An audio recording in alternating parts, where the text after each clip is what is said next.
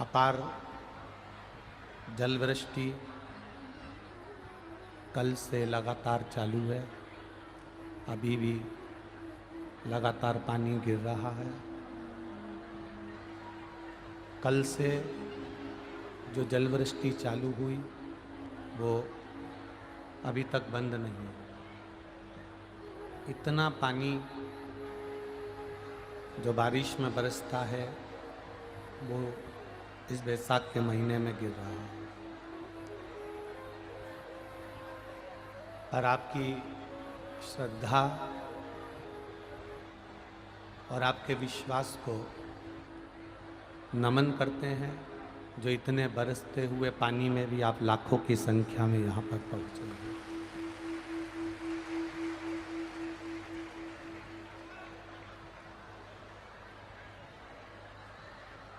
ये प्रभु कृपा और उसकी उदारता है। तेरी कृपा बिना न हिले एक भी लेते हैं श्वास तेरी कृपा से तनु तनु।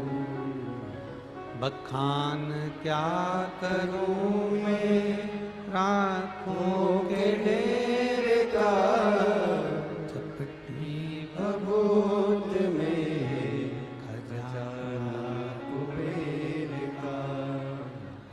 गंग धार मुक्ति द्वार ओमकार तू, भोले ओमकार तू। आयो शरण तिहारी शंभो तार तार तू। ये बिना शिव की कृपा के, बिना भगवान शंकर की दया के, बिना भगवान शिव की करुणा के आप एक कदम भी चलकर कहीं नहीं पहुंच सकते। जब आप माता के गर्भ में जब बच्चा रहता है, माता के गर्भ में जब संतान रहती है और माता के गर्भ से ये संतान जब जन्म लेती है, जन्म से लेकर मृत्यु तक के बीच की जो श्रृंखला है, माँ के गर्भ से मृत्यु तक की जो क्रम है, श्रृंखला है,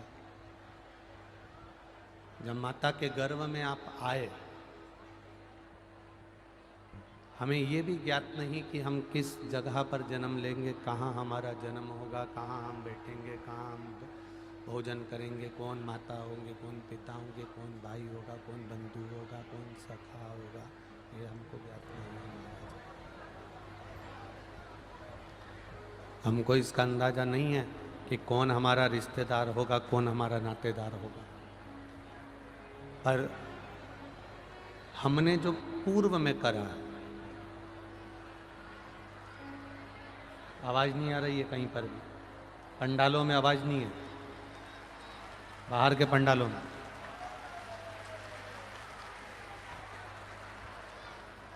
पूर्व में भी हमने जो कर्म करा होता है, पूर्व में हमने जो भगवान का भजन करा है, पूर्व में हमने जो भक्ति करी है, पूर्व में हमने जो भगवत नाम किया है, पूर्व में जो हमने हरि का कीर्तन किया है। आवाज नहीं आ रही है। पूर्व में जो हमने भगवत भजन किया है, ये संबंध, नाते, रिश्ते, ये सब हमारे पूर्व के किए हुए भगवत भजन से हमको प्राप्त होते हैं। और एक बात अपने जीवन में उतार कर रखिएगा, यदि आपको भिलाई नगर में ये शिव महापुराण की कथा सुनने को मिल रही है तो ये भी कहीं पूर्व का लिखा होगा, इसलिए प्राप्त होगी।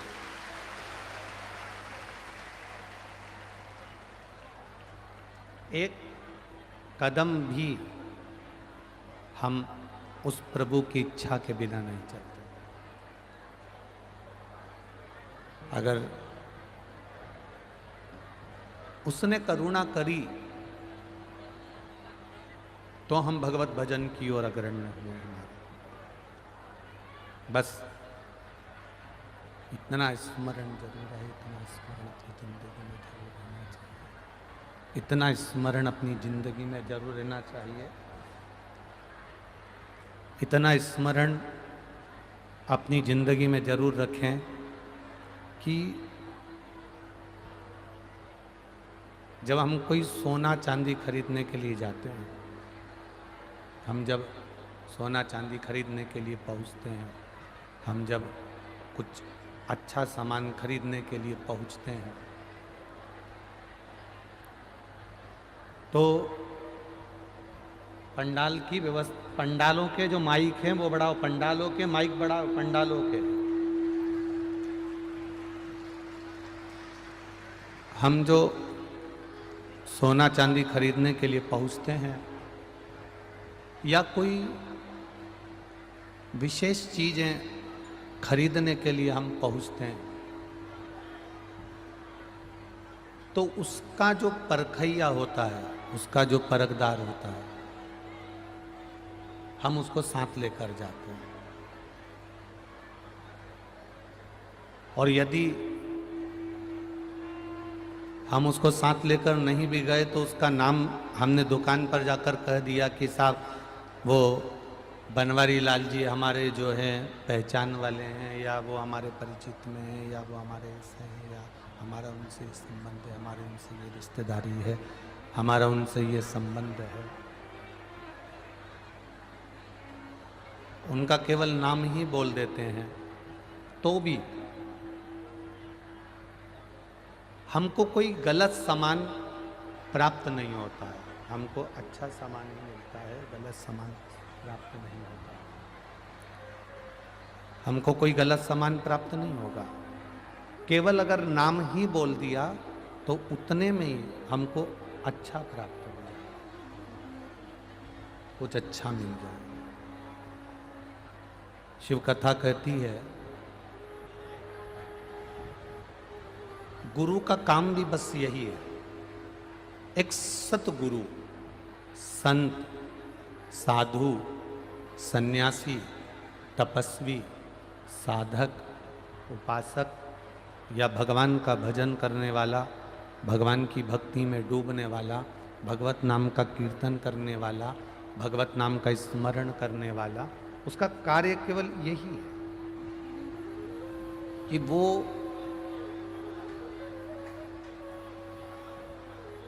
साथ जाएगा ना जाएगा, साथ पहुंचेगा ना पहुंचेगा, पर शिव पुराण कहती है कि गुरु ने जो मंत्र दे दिया है, गुरु ने जो शब्द दे दिया है, गुरु ने जो वाणी दे दी है, अगर उस शब्द का, उस मंत्र का, उस वाणी का भी हम स्मरण करते रहे तो ये निश्चित है वो नारायण रूपी हीरा हमारे पास प्राप्त होगा।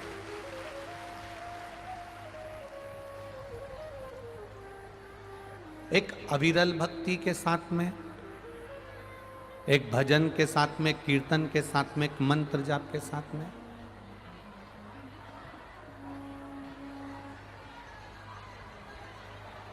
भगवत भजन के साथ में हम अपनी जिंदगी की जो शुरुआत करते हैं, हम अपने जीवन का एक जो आनंद प्राप्त करते हैं, वो कोई साधारण नहीं होता।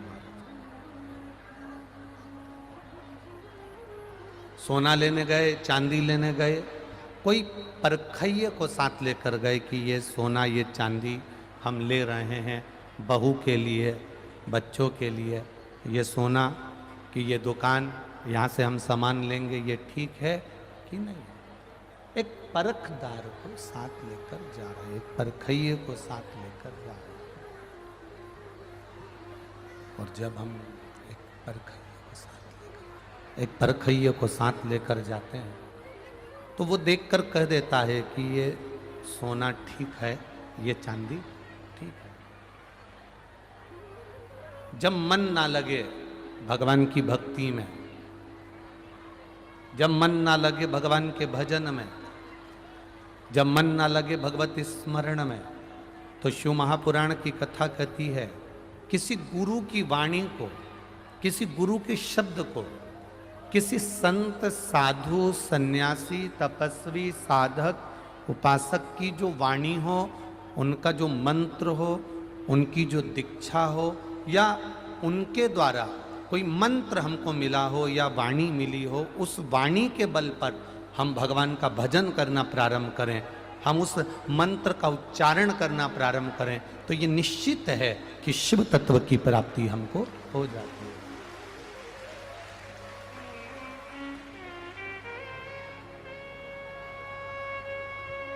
एक विश्वास लेकर, एक भरोसा लेकर, एक विश्वास के साथ में आप भगवत की भक्ति की ओर जब बढ़ेंगे तो उसका एक आनंद अपने आप प्राप्त होगा।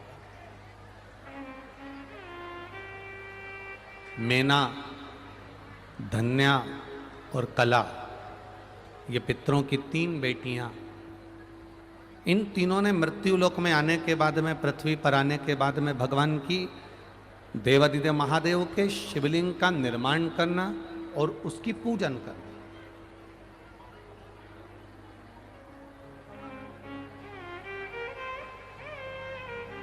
एकांत में बैठकर भगवान शंकर की भक्ति को धारण करना। मेना माता पार्वती जी की माता जी, धन्या सुनैना जी माता जानकी जी की माता जी, कला कीर्ति माता राधा जी की माता जी। अगर इनको श्रेष्ठ संस्कारवान संतान भी अगर प्राप्त हुई है तो एकांत में बैठकर जो शिव भक्ति करी है, एकांत में बैठकर जो भगवान शंकर का गुणगान किया है, एकांत में बैठकर जो भगवान शंकर का नाम उच्चारण किया है, एकांत में बैठकर जो शंकर भगवान की आराधना करी है, एकांत में बैठकर जो शंकर जी पर जल चढ़ाया है, एकांत में बैठकर भगवान शिव के नाम को, पंचाक्षर षडाक्षर द्वादशाक्षर जो नाम को उन्होंने गुनगुनाया है, उसी से इतनी संस्कारवान पार्वती, राधा और सीता जैसी संतान प्राप्त हुई। एक बात अपने जीवन में उतारिएगा, जिस गांव में पानी की कमी होती है वहां की फसल बिगड़ जाती है, और जिस घर में संस्कारों की कमी होती है वहां की नस्ल बिगड़ जाती है।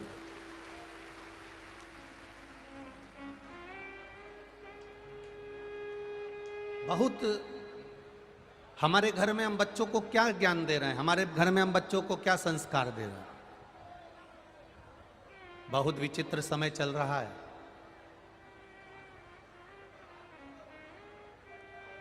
आज के जमाने में घर के ज्ञान बच्चे कम लेते हैं और बाहर का ज्ञान बच्चे ज्यादा लेते हैं। नाटक में, सीरियल में, दोस्तों से, फ्रेंड से, कॉलेज में, स्कूल में, या कोई ऐसे मित्र मिल गए, दोस्त मिल गए, संगत वाले मिल गए, कोई ऐसा मिल गया, उसका ज्ञान, आज के जमाने की जो पीढ़ी है वो घर से ज्ञान कम ले रही है, बाहर से ज्ञान ज्यादा ले रही है।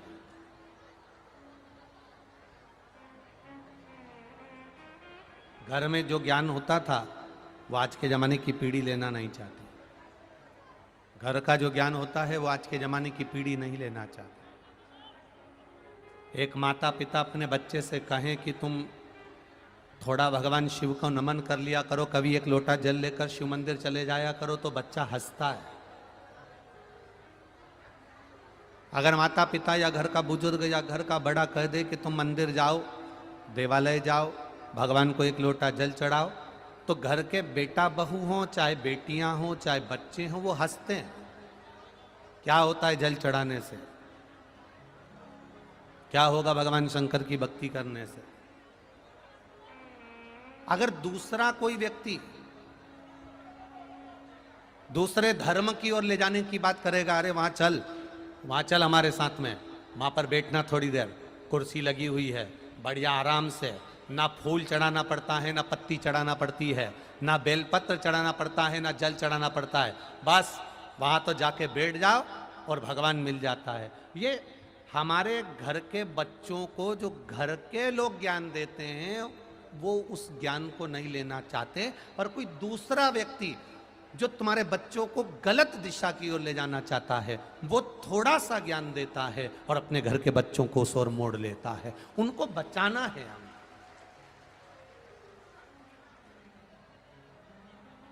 एक पिता ने एक पत्र लिखा है, पर उस पत्र में पिता ने अपना नाम नहीं लिखा और उस पत्र में पिता ने इस पत्र को टीवी पर बताने का भी मना करा। इसलिए मैं आस्था चैनल वालों से कहूंगा पत्र ना दिखाओ। एक पिता ने पत्र लिखा है। उस पिता ने पत्र में लिखा है, गुरुदेव,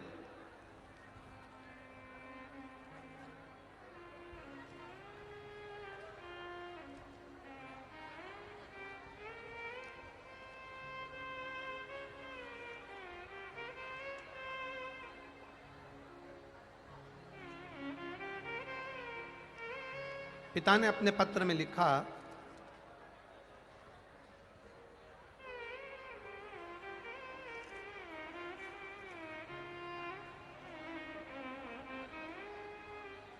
एक पिता अपने पत्र में लिखता है कि गुरुजी, देखिए पत्र को, मेरी बेटी 14 साल की, बस मात्र 14 वर्ष की मेरी बेटी है, और मेरी बेटी को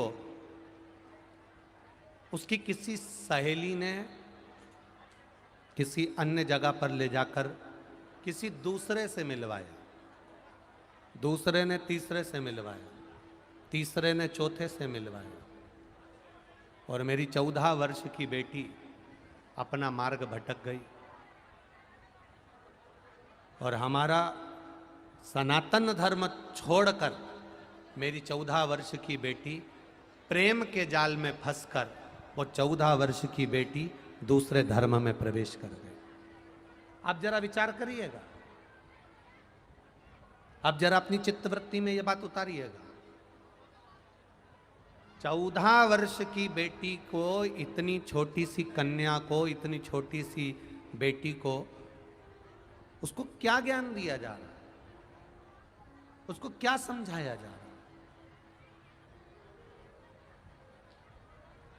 आज के बच्चे, घर में से 2 चीजें हमारे घर की चली गई। एक, घर के नवयुवक बच्चों को घर के बड़ों का ज्ञान नहीं भाता, ज्ञान अच्छा नहीं लगता, और घर के बच्चों को घर का भोजन अच्छा नहीं लगता।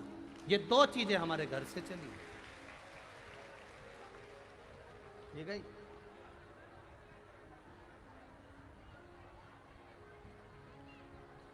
हमारे घर के बच्चों को ना घर में ज्ञान अच्छा लगेगा, माता पिता कुछ कहेंगे तो वो ठीक नहीं लगेगा,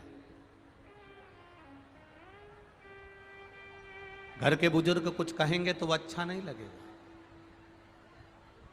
एक घर के बच्चों को घर के बुजुर्गों का ज्ञान अच्छा नहीं लगता, एक घर के बच्चों को घर का भोजन अच्छा नहीं लगता। जिसको घर का ज्ञान और भोजन दोनों अच्छा लगना बंद हो जाए, समझ लेना कि उसकी विनाश की सीढ़ी प्रारंभ हो चुकी है।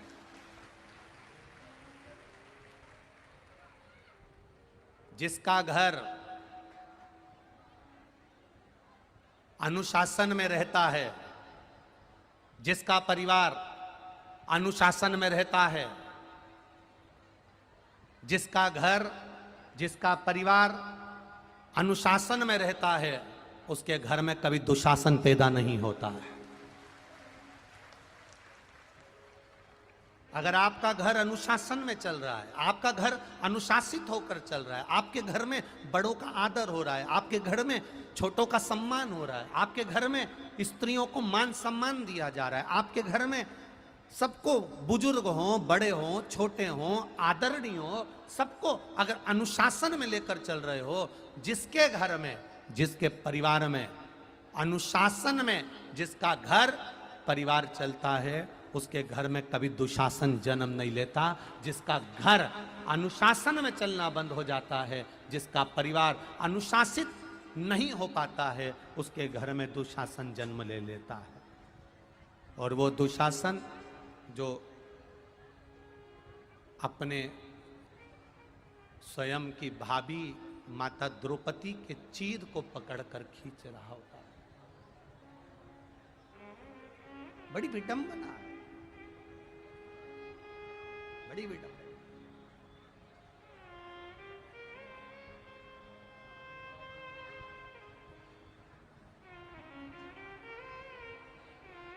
घर में अनुशासन रखिए। एक बहन भाई के अनुशासन में रहे और एक भाई एक बहन के अनुशासन में रहे। बच्चे, इसको थोड़ा नीचे कर दो। बच्चे माता पिता के अनुशासन में रहे। घर के बच्चे माता पिता के अनुशासन में रहे और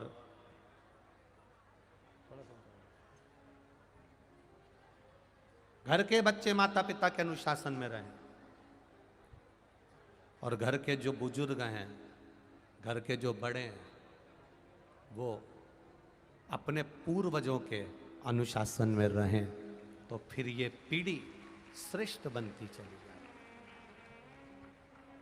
क्यों कहते हो? रविवार का दिन आता है और पूरे घर को होटल याद आती है। रविवार का दिन आता है और पूरे घर को 3 स्टार, 5 स्टार, 7 स्टार होटल याद आती है कि आज तो संडे है, छुट्टी है, आज हम होटल में जाएंगे। घर में एक संस्कार ऐसा होना चाहिए कि आज रविवार है, हम अपने गांव के कोई विद्वान पंडित जी को बुलाकर अभिषेक करवाएंगे। यह हमारे भीतर होना चाहिए।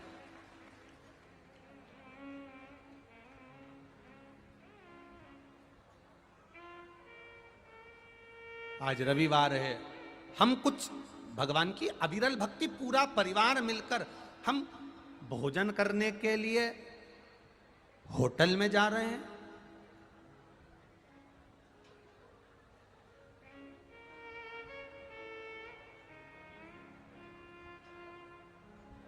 एक दिन अपने परिवार में ऐसा बनाइए कि उस दिन हमारा घर का सब व्यक्ति, बच्चे, बूढ़े, बुजुर्ग, बड़े, सब एक साथ बैठकर भोजन ग्रहण करेंगे और भगवान शंकर की अविरल भक्ति की बातें करेंगे। जब हम भगवान की बात करेंगे तो भगवान भी तो हमारी बात करेगा। अविरल भक्ति की बात करें, हम भगवत भजन की बात करें, हम भगवती स्मरण की बात करें। अपनी मति क्यों बिगाड़ें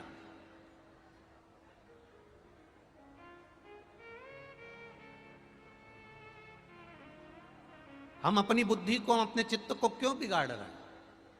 हम कभी मना नहीं करेंगे कि आप होटल मत जाओ। हम कभी मना नहीं करेंगे कि आप 5 स्टार, 7 स्टार होटल में मत जाओ, क्योंकि हम मना भी कर देंगे तो तुम मानने वाले हो, कह रहे छत्तीसगढ़ वालों। हम अगर मना भी कर देंगे कि तुम होटल मत जाओ तो तुम क्यों मानोगे? हम तुमसे कहते 7 स्टार होटल में मत जाओ तो तुम मानोगे क्या? हम तुमसे कहते 5 स्टार होटल में मत जाओ, तुम मानोगे नहीं। तो जो तुम मानने वाले हो ही नहीं, तो तुमको बोलकर फायदा कौन सा है? इसलिए तुमसे कह रहे हैं, तुम 5 स्टार होटल में भी जाओ, मना नहीं है। 7 स्टार होटल में भी जाओ, मना नहीं है। खूब होटल का खाओ, मना नहीं है। पर निवेदन है, हफ्ते में एक बार अपने परिवार के साथ अपने घर में बैठकर भजन भी करो और भोजन भी करो। हम होटल जाने की मना नहीं करेंगे। आपका मन है, आप जा सकते हो। आपके पास में पूंजी है, आप खूब घूमो, खूब जाओ, खूब घूमो।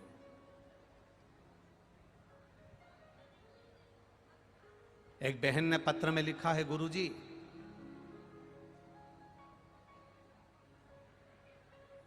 लोग शादी की सालगिरह मनाते थे तो लाखों रुपए खर्च करते थे, जन्मदिन मनाते थे तो लाखों रुपए खर्च करते थे, पर हमारे भिलाई का ये पहली कथा देखने को मिल रही है जहां भक्तों के लिए लोगों ने लाखों रुपए खर्च कर दिए। वो बहन का नाम हम पढ़ें। शंभु चरणे पड़े मांगू घड़ी रे घड़ी दुख काटो दया करीने दर्शन आपो शंभु शरण पड़ी मांगू घड़ी रे घड़ी दुख काटो दया करीने दर्शन आपो।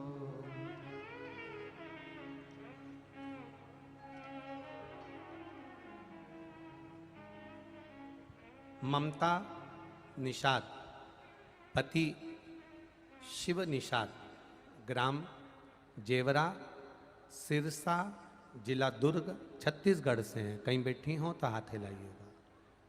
कहीं अगर बैठी हो, आप ही हैं, दोनों हाथ हिला दो ऐसा एक बार। हाँ, एक बार ऐसे हिला दीजिए जी। गुरुजी, मैं ममता निषाद, पति शिव निषाद, ग्राम जेवरा, सिरसा, जिला दुर्ग, छत्तीसगढ़ से हूँ। गुरुजी, पूरे विश्व की ये पहली ऐसी कथा होगी जहाँ पर इस नगर के लोग जन्मदिन मनाते थे तो लाखों खर्च करते थे, शादी की सालगिरह मनाते थे तो लाखों खर्च करते थे, पर भिलाई वालों ने तो इतिहास रच दिया गुरुजी, जो भक्तों की सेवा में लाखों खर्च कर दिए। गुरुदेव, भिलाई के सेठों ने, भिलाई की संस्थाओं ने इतना खिलाया कि खाने वाले कम पड़ गए पर देने वाला कम नहीं पड़ा। एक बार जोरदार ताली बजाओ सारी भिलाई की संस्थाओं के लिए। बहुत बहुत साधुवाद, बहुत बहुत साधुवाद। एक एक कार्यकर्ता भिलाई नगर का हाथ जोड़ जोड़ कर, गुरुजी, कभी तरबूजा, खरबूजा, पानी, शरबत, पोहा, बिस्कुट, चॉकलेट, ऐसी कौन चीज है जो यहां बांटी ना गई हो गुरुदेव। ये शिव पुराण एक अलौकिक पुराण है, अलौकिक। बहन, आपने लिखा है कि सोने वाले व्यक्ति को भी जगा जगा कर रात्रि को कोई सेठ आया और पन्नी बांटकर चले गया सुलाने के लिए। धन्य हैं आप, धन्य। ये शिव भक्ति है,